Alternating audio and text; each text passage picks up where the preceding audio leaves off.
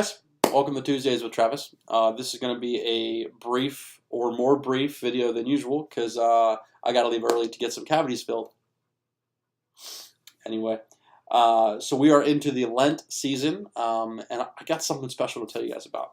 So not only are we going to be studying Exodus, starting at the beginning and moving through, we're going to be doing that in preparation for something our church is going to be doing on Maundy, Thursday. So that's during Holy Week. And our Maundy, Thursday service we usually have, we meet at the church, we have communion, and we have a special tradition of something that we do, which I want you guys to join us for. But we're going to add something to it this year. We're going to do exactly what Jesus and his disciples and his fellow Jews would have done that night or around that time, and that's to have a Passover Seder. We're actually going to have a meal and a celebration just as Jesus and his disciples would have that night that we call the Last Supper.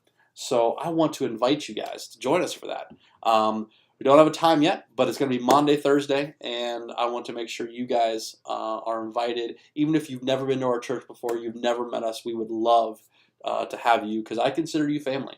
So please join us for that. But in preparation of that, I wanted to get us ready. If we're going to celebrate Passover the way they did, we need to know exactly what it was about, why they celebrated this, what happened with Moses and the Exodus and being freed from Egypt and how they did it and when they did it. And it's good to know why we celebrate and why we do things. So we're going to do that. And rather than do it the way I did on Sunday and got really, really deep into it, I'm just going to kind of skim the surface here. So, in preparation, the king loved Joseph, and most of us know who Joseph is. Joseph was favored by his father. His brothers didn't like that. They tricked him and sold him out into slavery. They tricked him and sold him into slavery. But things looked up for Joseph, and he became a leader and someone that people really held high and looked up to. And the king loved him and his people. He loved the Israelites.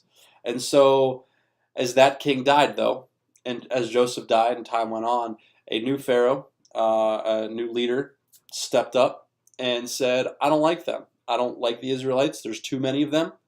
And if something would happen, they could easily revolt because their numbers are large. If an enemy comes along to attack us and they're kind to the Israelites are going to help them. So we need to squash this while we can. So they moved them into a slavery role. Of course, I'm sure that didn't happen instantly. I'm sure the Pharaoh didn't walk out with chains and say, hey, you guys are slaves now. I'm sure it was more of a gradual tricking process. And then all of a sudden they realized, hey, we are slaves. I can't believe that this is what's happening. And they're crying out to God and they're saying, help us, we're your people. And so the plan the Pharaoh had to eliminate them or start to eliminate them, because they continued to grow even though they were slaves and they were being oppressed, their numbers continued to grow. And so this is what the king did. Excuse me. So we're going to start in Exodus chapter 1, verse 15. The king of Egypt said to the Hebrew midwives, whose names were Sapphira and Puah, when you help the Hebrew women in childbirth and observe them on the delivery stool, if it is a boy, kill him. But if it is a girl, let her live. The midwives, however, feared God and did not do what the king of Egypt had told them to do. They let the boys live. Then the king of Egypt summoned the midwives and asked them, why have you done this? Why have you let the boys live? The midwives answered Pharaoh, Hebrew women are not like Egyptian women. They're vigorous and give birth before the midwives arrive. So God was kind to the midwives, and the people increased and became even more numerous. I love that. Even more numerous. They continued to grow. And because the midwives feared God, he gave them families of their own. Then Pharaoh gave the order to all his people, every Hebrew boy that is born you must throw into the Nile, but let every girl live. And then if we move on a little farther in the chapter 2, it says, "Now a man of the house of Levi married a Levite woman, and she became pregnant and gave birth to a son. When she saw that he was a fine child, she hid him for 3 months. But when she could hide him no longer, she got a papyrus basket and hid him and coated it with tar and pitch. Then she placed the child in the pit, placed the child in it, and put it among the reeds along the bank of the Nile. His sister stood at a distance to see what would happen to it. Then Pharaoh's daughter went down to the Nile to bathe, and her attendants were walking along the river bank. She saw the basket among the reeds and sent her female slave to get it. She opened it and saw the baby. He was crying, and she felt sorry for him. 'This is one of the Hebrew babies,' she said. Then his sister asked Pharaoh's daughter, 'Shall I go and get one of the Hebrew women to nurse the baby for you?' 'Yes, go,' she answered, and the girl went and got the baby's mother. Pharaoh's daughter said to her, 'Take this baby and nurse him for me, and I will pay you.' So the woman took the baby and nursed him. When the child grew older, she took him to Pharaoh's daughter, and he became her son. She named him Moses, saying, 'I drew him out of the water.'" So we got two examples here that we need to take notice of. You got the midwives that were told, you are in charge of making sure all the other midwives know that when you're helping the Hebrew women give childbirth, if it is a boy, you immediately kill him. But they weren't going to do that. They feared God. They put their trust in God, knowing that if they disobeyed this law that Pharaoh just put into place, that they could be killed. But they trusted God more. They put more of their faith, their trust in their Heavenly Father than they did human law. And I'm not saying we go against the law by any means. Obey the laws that are placed, but at the same time,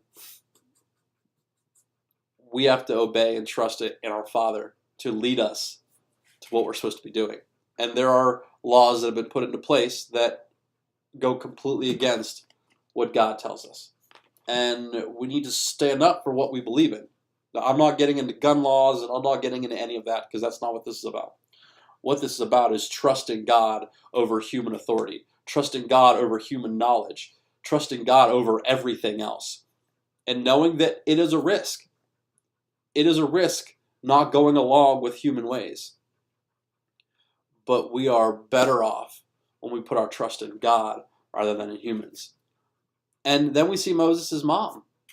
She just had this child. I can't imagine hiding a child for 3 months, a newborn. I just can't see it. But God was in it. She hid him for 3 months, and when she couldn't hide him anymore because he was growing, well, she hatched this plan. And I don't believe she hatched it. I believe that God put this plan into her and said, okay, this is what I need you to do. And she trusted God, knowing that she might lose her son, that she might place him in this basket, and after that point, she doesn't know what's going to happen. She doesn't know if going down the river, someone else is going to find him. He might not make it. She doesn't know fully what's going to happen, but she does know that God is a loving Father and that God is going to take care of his people. And so she placed him in this basket, giving this child to God and saying, protect him. Take him where you need him to take him. And she put her full trust in God. And that's what I want us to learn out of these first few passages of Exodus, is that, yes, we must trust God, and we must realize that there are risks involved in that.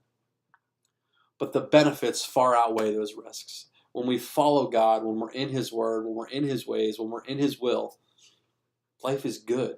Not easy. We see that with the Israelites. But it's good. It's so much better than anything humans can bring us. So that's my challenge for you guys. In our first story of Exodus, our first passage is to trust in God. Faith involves risks, but we trust in him knowing that he's going to take care of us and that those benefits are so much better, and those risks don't even compare to the benefits we get from following God. God bless you guys. I'm excited to continue through Exodus with you, and we'll see you soon.